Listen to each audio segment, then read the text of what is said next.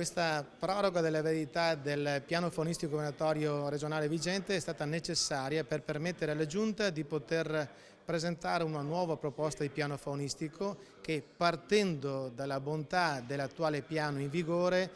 possa ammodernare gli strumenti che possono garantire a tutte le categorie economiche e sociali interessate strumenti adeguati per garantire una corretta gestione del patrimonio faunistico ed ambientale nella nostra regione, nel rispetto soprattutto degli imprenditori agricoli che meritano di avere strumenti per vedere tutelate le proprie colture,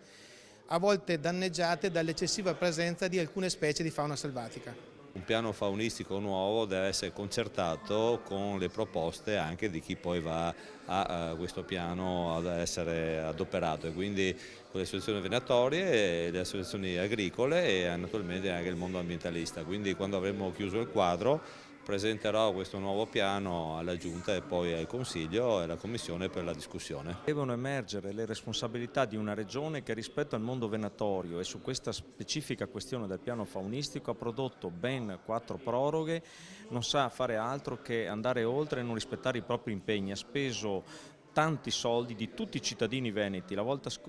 precedente legislatura ha speso ben 183.000 euro in consulenze, tutto un lavoro fatto, audizioni, studi e quant'altro, che verrà gettato alle ortiche. Ecco, questo non è il modo di amministrare e di fare gli interessi né dei cittadini veneti né tantomeno di un mondo che rimane nell'incertezza, e questa proroga si espone ad impugnazioni perché siamo in ritardo nell'applicazione delle direttive europee.